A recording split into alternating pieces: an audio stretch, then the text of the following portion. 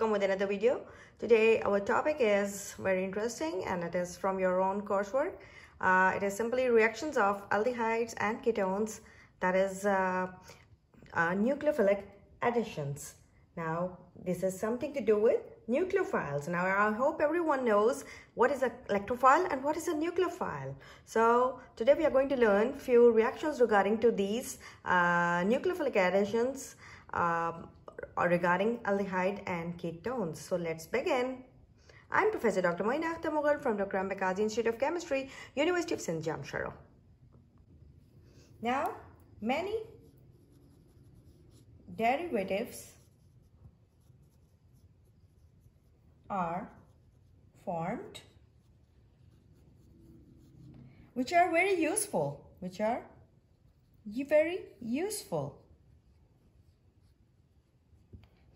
when, of course, when an aldehyde or a ketone undergoes reactions. I'm writing all these because one of my students are saying that please write down the things so that we can memorize. You are very speedy and we can't catch you. So I'm writing things for your comfort. Many derivatives are formed which are useful when especially aldehyde and ketones, they undergo some sort of reactions, right? So this is something I've written. One of them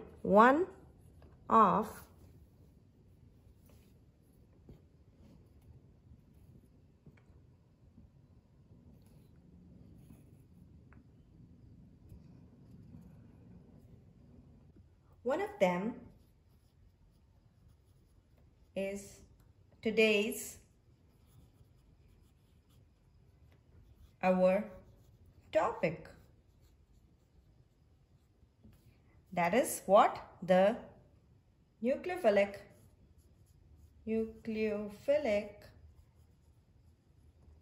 addition.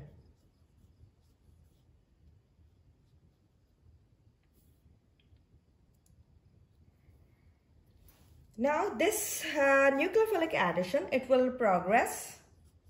will simply progress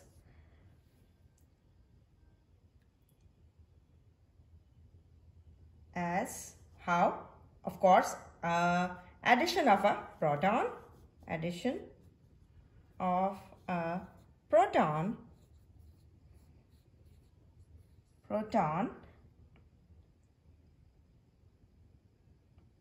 and of course, and a nucleophile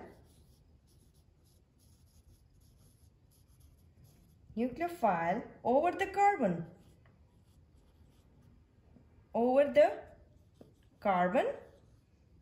oxygen double bond.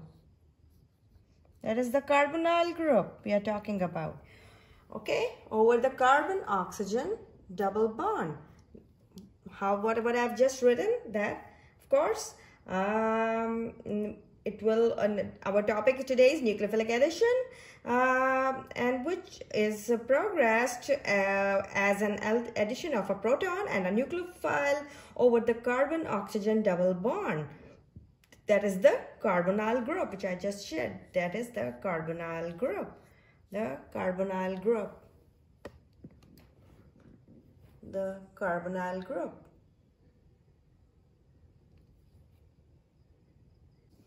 Now its reactivity begins.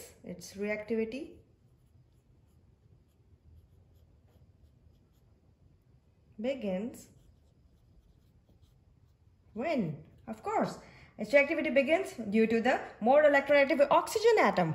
More electronegative,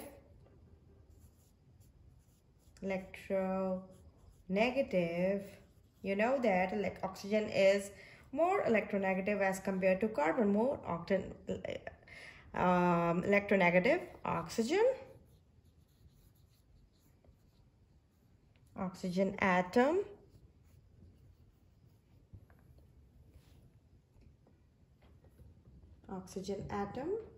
you can see here, resulting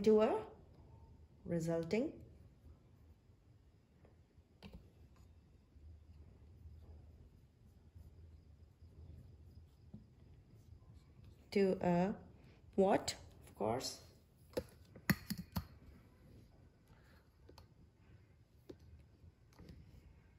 resulting to a more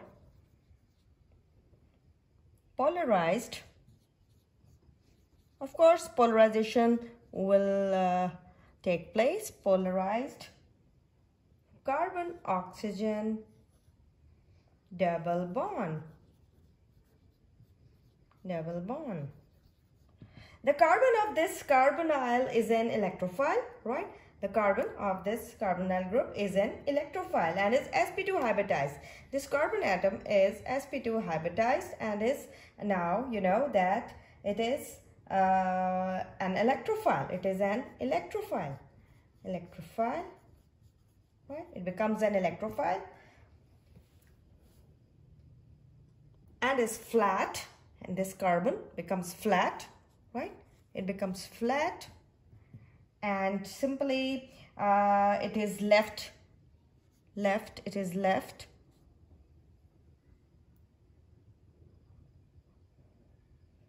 unrestrained,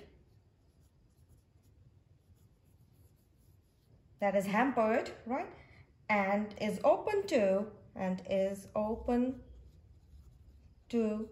attack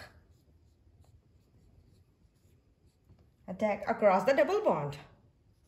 Yes, across the double bond. This is it, across the double bond, as it becomes electrophile, and it becomes sp2 hybridized and is flat, and it's left unrestrained, and is open to attack across the double bond. So it becomes now, what happens? It becomes now sp3 hybridized. It becomes sp3 hybridized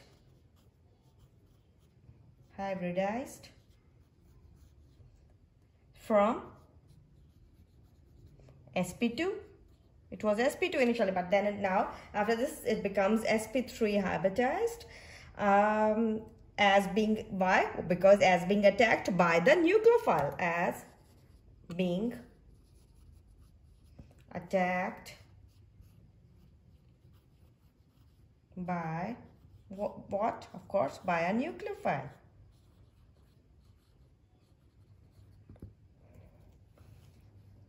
As being attacked by a nucleophile.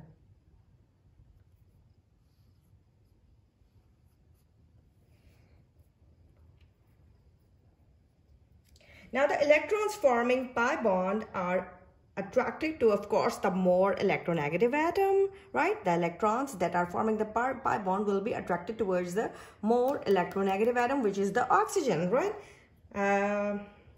And what will happen? Forming an alkoxide ion. Now electrons, now I don't want to write all these things, but now will be attracted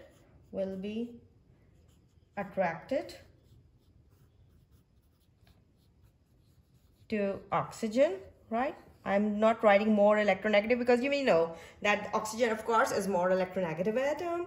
And what will happen? Forming an alkoxide ion, resulting into an ion called an alkoxide ion. An alkoxide ion, ALKOXIDE, alkoxide ion. Okay, forming an alkoxide ion. This would result into an alkoxide ion that would be protonated. This would be protonated. It is attacked by a proton. Protonated to what? To result into a nucleophilic addition product. Nucleophilic addition. See, I now explained you the whole mechanism of the reaction. Addition product. nucleophilic addition product. After the formation of an alkoxide ion, it would be protonated and it would be resulting, what would be the result you are going to get into a nucleophilic addition product. Now I will show you the figure, the reaction mechanism. I will show you the reaction. Now I'm showing you the reaction. Now this is a nucleophilic attack. Now a nucleophile is going to attack from here, right? With a negative charge, it's going to attack this, of course, this carbonyl carbon. What is happening now? Definitely when it will attack, these will jump out, right?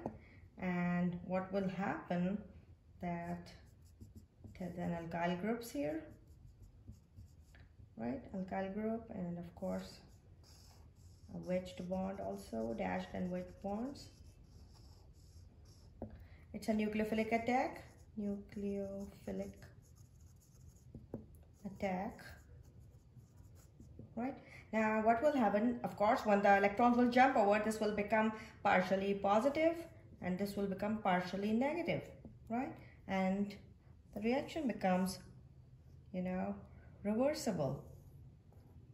The reaction is reversible too, right? The equilibrium is formed here, and what happens, you are going to get an ion called an alkoxide ion, which I'm going to make right now here.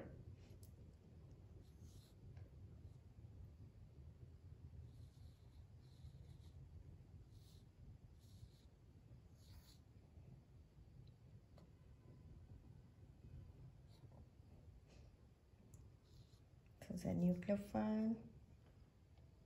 This is the same R group. And this is the dashed bond.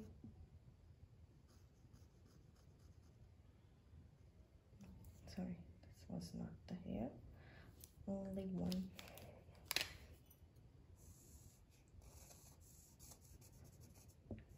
One dashed bond and one wedged. Okay, so we are humans, we do mistakes, so please don't judge them because I'm holding so many markers in my hand.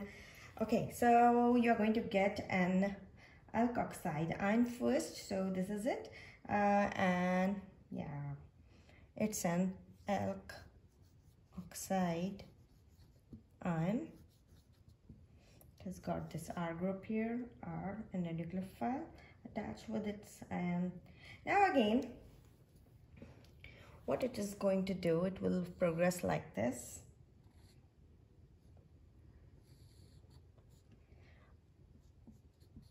And the nucleophile, right? You're going to get the product in this sense. Nucleophile, R, R, O, and of course the H. It will be having these electrons now as it's been protonated, plus of course what would be left are the nucleophile.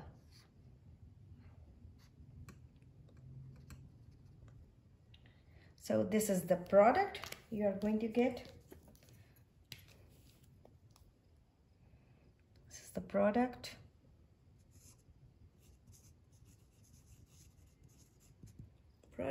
You're going to get one.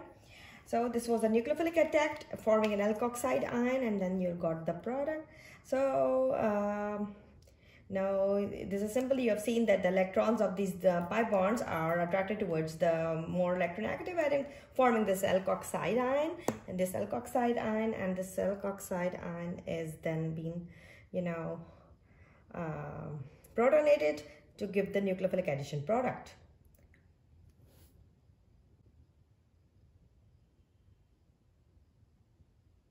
Now let's see another example of a nucleophilic addition of aldehyde and ketone. Right, now aldehyde and ketone, for example, now we use a Grignard reagent, that is simply ethyl magnesium bromide, which is a very strong Grignard reagent. For example, ethyl magnesium bromide. Grignard's reagent, G-R-I-G, Grignard's reagent. You must know what is Grignard's reagent. Grignard was the scientist. Okay, and this one is a very strong, nucleophile, right? And it simply attacks the carbon. That is, of course, that is the electrophile. You know the carbon, which is the electrophile of the carbonyl group, to form what? Of course, to form, you must know, the alkoxide ion.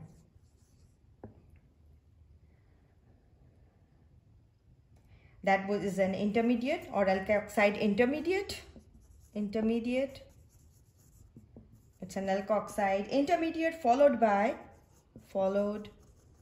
what? By protonation, resulting into an alcohol. Now I will show you the reaction. Simply, it's very interesting what it is, that if you simply you will addition of an aldehyde and ketone. For example, if you take ethyl magnesium bromide, which is a Grignard's reagent, and it's a strong nucleophile, it attacks the carbon, which is the electrophile of the carbonyl group, right? To form what? Of course, the alkoxide ion. Intermediate followed by protonation, that results into an alcohol. I will show you the reaction. Now here you can simply see ethyl magnesium bromide, right? It's partially negative, and of course I'm going to react it with, of course, something. You're going to see what is going to happen now, how it's going to react with the carbonyl carbon, right? This Grignard's reagent, this is a Grignard's reagent, a powerful Grignard's reagent. I can show you its structure. A powerful Grignard's reagent, ethyl magnesium bromide. So the reaction goes on like this. Okay, so here it will be added to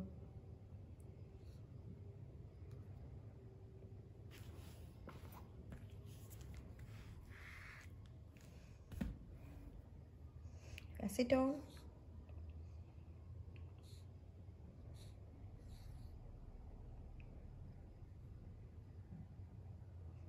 partially negative, and of course this is partial positive. It has got the methyl group and of course another methyl group. Now what this is, simply your acetone. This is being attacked by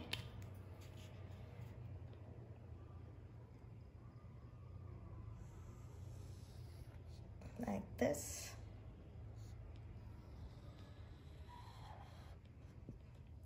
Fine. This is acetone. What you are going to get after this reaction, you are going to get simply what? Of course, an alkoxide ion, which I just told you. I'll make it for you. CH3, CH2, C, and this C, CH3, and this here, I'll attach here CH3. And of course, the oxygen will be like this, with of course magnesium Br having a positive charge, right? What is this now? This is of course your alkoxide ion. Alkoxide ion. Oh, sorry, alkoxide intermediate, right? Which will be then, of course, it would be then protonated, and you are going to get an alcohol called 2-methyl 2-butanol. you're going, this was alkoxide ion, and then you are going to get a product here. I'm going to make the product. After this reaction, you're going to get this.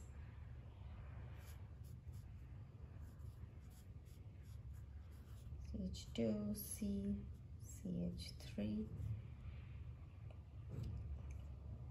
O, H, and CH3, CH2, C, CH3, OH. Now 2-methyl, 2-butanol. You're going to get this alcohol called